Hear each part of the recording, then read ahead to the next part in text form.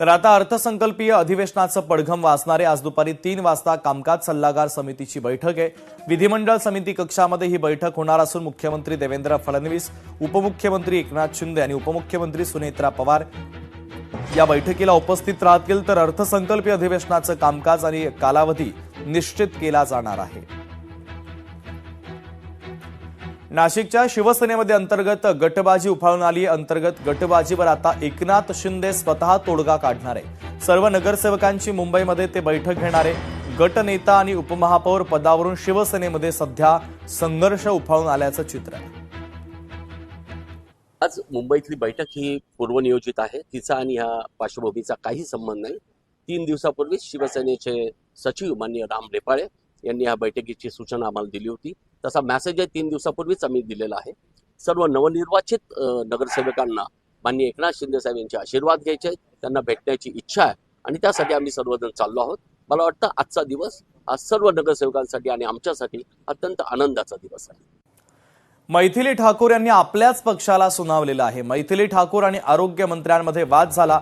रुग्णालयाच्या प्रश्नावरून जोरदार वाद झाला। मैथिली ठाकूर यांच्या प्रश्नावर बिहारच्या आरोग्य मंत्र्यांनी उत्तर दिलं होतं, मात्र त्या उत्तरानं मैथिली ठाकूर यांचं समाधान झालं नाही। त्यामुळे मंत्र्यांनी दिलेल्या उत्तरानं मी समाधानी नाही असं म्हणत मैथिली ठाकूर यांनी सभागृहात आपल्याच पक्षाच्या सरकारमधील मंत्र्याला सुनावलेलं आहे।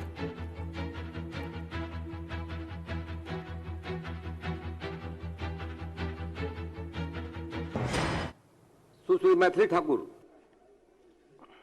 जिसका साफ साफ मानना है कि 40 से 50 हजार तक के जो 40 से 50 हजार लोग हैं जो इस हॉस्पिटल से लाभान्वित होते हैं और मेरे पूरे विधानसभा के केंद्र में यह हॉस्पिटल है, जिससे कि अलग जो 2 प्रखंड है, घनश्यामपुर प्रखंड और अलीनगर प्रखंड, दोनों इससे लाभान्वित हो सकते हैं। तो इस पर माननीय स्वास्थ्य मंत्री जी का विशेष ध्यान रहे, यही मैं उनसे अनुरोध करना चाहती हूँ। सुश्री मैथिली ठाकुर,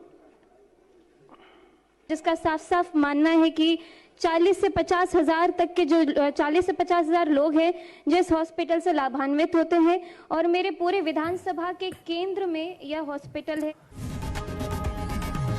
लोकशाही मराठी ऐका, पहा, जागरूक रहा।